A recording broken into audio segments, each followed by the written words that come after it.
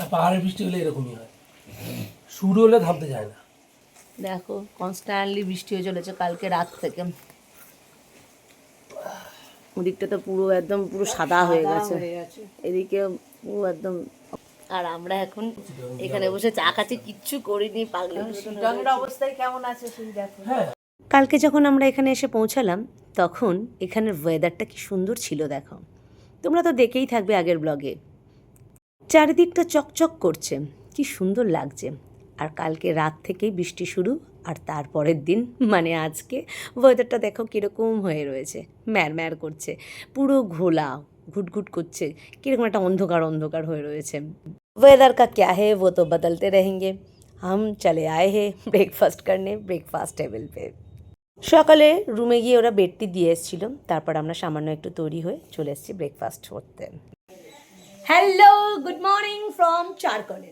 নাইটটা এখানে স্টে করেছিলাম। কাল রাত থেকে বৃষ্টি শুরু হয়েছে, সারা রাত বৃষ্টি হয়েছে, সকালেও বেশ বৃষ্টি হচ্ছিল, এখন এই মুহূর্তে একটু কম আছে। আর ভীষণ চলে এসছে ফগ, চারিদিকে পুরো ঘরে ঢুকে যাচ্ছে। দেখো ব্যাগটা দেখাচ্ছি তো ওদেরকে, দেখো কিচ্ছু দেখা যাচ্ছে না, জানি না কীরকম হবে লাকটা। তো যাই হোক, এখন আমরা এখানে সকালবেলা বেডটি ফেডটি খাওয়া হয়ে গেছে, ব্রেকফাস্ট করা হয়ে গেছে। ব্রেকফাস্টে আমরা আজকে ও আচ্ছা, ব্রেকফাস্টে আজকে আমরা ম্যাগি খেলাম। আর সবাই ম্যাগি খাইনি, আমরা ম্যাগি খেলাম, আমার হাজব্যান্ড রুটি তরকারি খেলো। এখন আমরা এখান থেকে রওনা দেবো, যাব শিটং। কি মানে অবস্থা দেখো।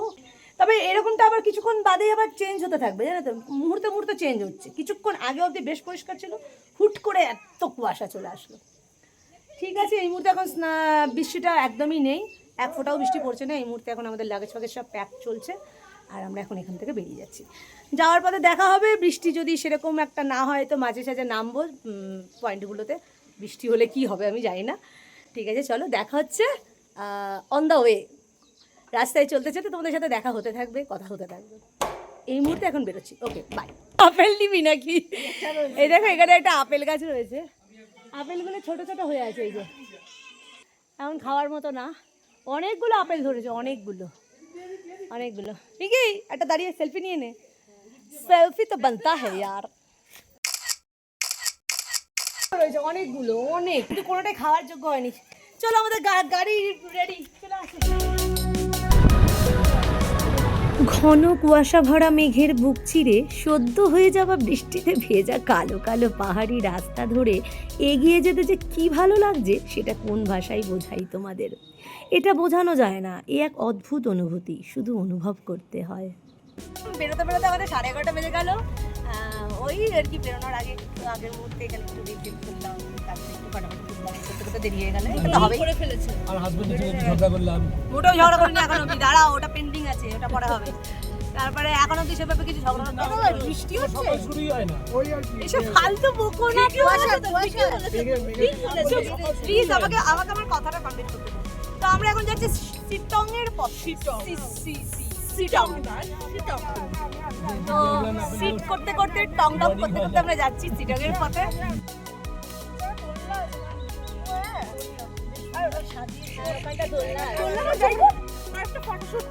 জল থাকতে পারে, দেখে বসতে, জল থাকতে পারে, বৃষ্টি হচ্ছে না কালকে যাচ্ছে, জল থাকবে।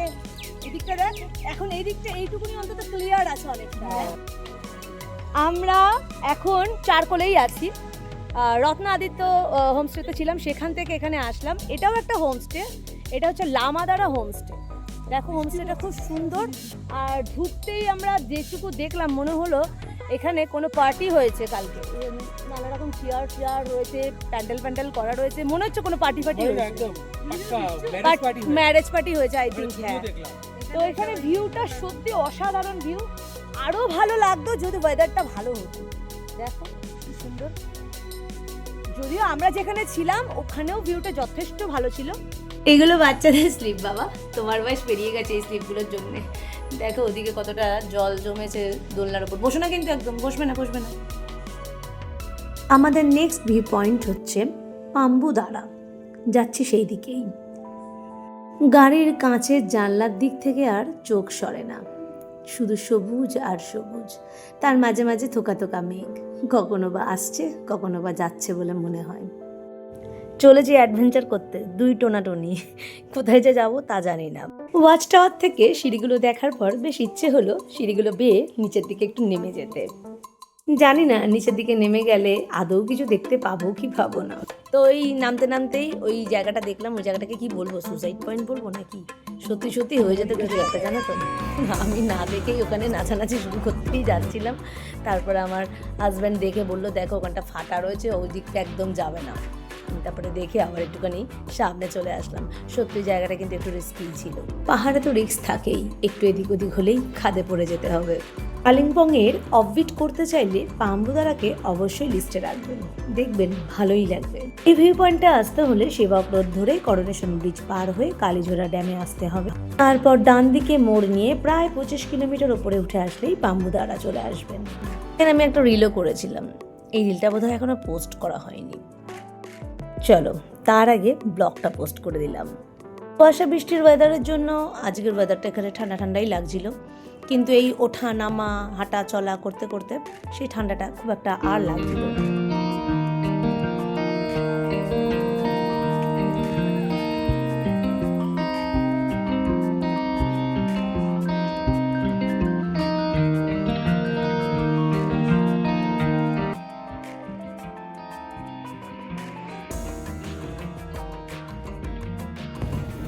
আমরা এখন পাম্বুদারা ভিউ পয়েন্ট দেখে যাচ্ছি অহলদারা ভিউ পয়েন্ট দেখতে।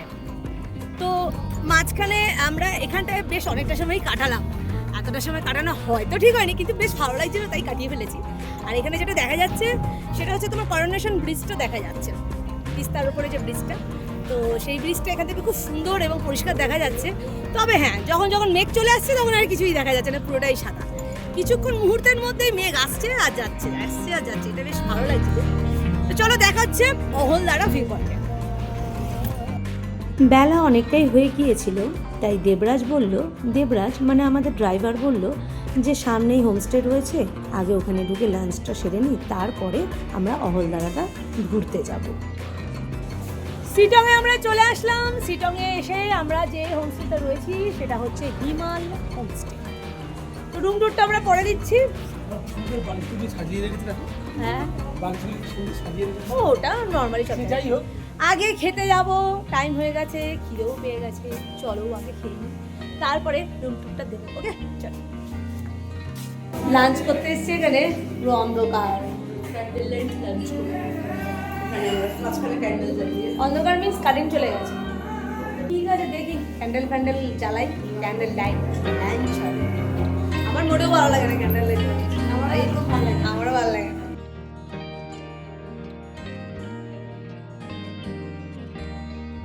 লাঞ্চ করে আমরা রুমে বসে আছি। দেবরাজ বলল যে এরকম একটা ওয়েদারে অহলদারাতে গিয়ে কোনো লাভ নেই, কিছুই দেখতে পাবো না। তাই আমরা ডিসাইড করলাম অহলদারা পয়েন্টটা আমরা কালকে সকালেই করে নেব। দেখতে দেখতে জোর বৃষ্টি শুরু হয়ে গেল, একদম ওয়েদারটা চেঞ্জ হয়ে গেল। কত মেঘ, ভারী ভারী মেঘ বৃষ্টি বয়ে নিয়ে আসলো। বৃষ্টির জন্য আমাদের ওই পয়েন্টটা দেখতে যাওয়া হলো না ঠিকই, কিন্তু বৃষ্টিটা দেখবার মজাটাও কিন্তু একটা আলাদা ব্যাপার। আসতে হ্যাঁ, এখন কি আমটা ফুটো করে খাবি?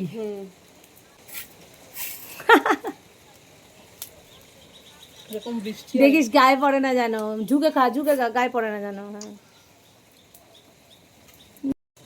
হ্যাঁ, হ্যাঁ আমিও ভাবছি ওইভাবেই খেয়ে নি, শর্টকাট। কি মুখ চোখের অবস্থা সারাদিন। আর তুই না, আমি এটা খাবো, আমার আছে তো, আমি খাচ্ছি, তুই খা। মুখ চোখের কি অবস্থা দেখা যাচ্ছে না, সারাদিন ঘুরে পুরো মুখে ট্যান ম্যান পড়ে গেছে। ওয়েদারটা হঠাৎ খারাপ হয়ে যাওয়ার দরুন আমরা অহলদারাতে যেতে পারলাম না বলে না প্রথমটা একটু রাগ হচ্ছিল, মনে হলো টাইমটা ফালতু চলে যাচ্ছে, নষ্ট হচ্ছে, কিন্তু তা না, এই মুহূর্তটারও কিন্তু একটা আলাদা মজা আছে।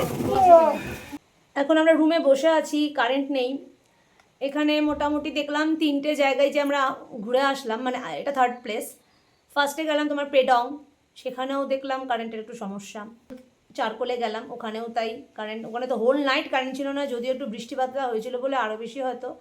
আর এখানে এসেও দেখছি কারেন্টের সমস্যা, একটা করে লাইট জ্বলছে কিন্তু কারেন্ট নেই, চার্জ ফার্জ দেওয়া যাচ্ছে না, এটা একটা বড় ব্যাপার। 3টে কল ডেকেছি, 3টে জায়গায় 4টে হয়েছে।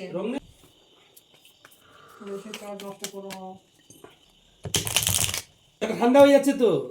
ও ঠান্ডা চাই খায়। চলো कुछ तो मिला है टिक टिक कुछ मिल गया है। আমি তিনটে ধরেছি, আমার কিন্তু একটু চাপ আছে। এই তো ও তো টান করবে এখনই। এখনই তো আমার তো আর নেই ও তো ডায়মন্ড। ডায়মন্ডের টেক ট্রাই করবি তুই তো, ও তো এই টানছে। আমি কেস খাবো। ও ট্রাম্পে ট্রাম্পেই পেয়ে যাচ্ছে। কি ওভার ট্রাম্প করবে না? আবার ওটা তো করবই। ও নো শিট, আমি আজকে কেস খাবো। নতুন নতুন খেলা শিখছে তো। হ্যাঁ আমার ভাগেই না একটা স্পেড পড়েছে সেটা ও ট্রাম্প করলো। গেলাম। ওভার ট্রাম্প ও করলো। আমি লস। ক্রস টাইমে পড়ে গিয়ে ফিনিশ। হ্যাঁ না আসবে ঘরে তো। চার আলাদা দুধ। 4 ও জিয়া জিয়া, 5টা ডেকেছি। 1 2 3 4 5 6 7। ও না না, আমি এতবার খেললাম আমার একবারও টেক্কা পড়েনি। 5টা পাবোই। এটা মোটামুটি ছিল। আর একটা এবার বাকি দুটো একটু লাকিলি হয়ে গেল। আর এটা আজকে রাতে আমাদের এই চিকেন আর আলু পেঁয়াজ ভাজা আর বাঁধাকপি তরকারি হয়েছিল, সেটা আর আমি নিইনি, দেখে ভালো লাগেনি। ডালও ছিল আর নিইনি। এই দুটো দিয়ে আমরা রাতে ডিনার কমপ্লিট করলাম। তো আজকের ব্লগটা এখানেই শেষ করছি। তোমরা সবাই ভালো থেকো, সুস্থ থেকো, সাবধানে থেকো। Tata, bye bye.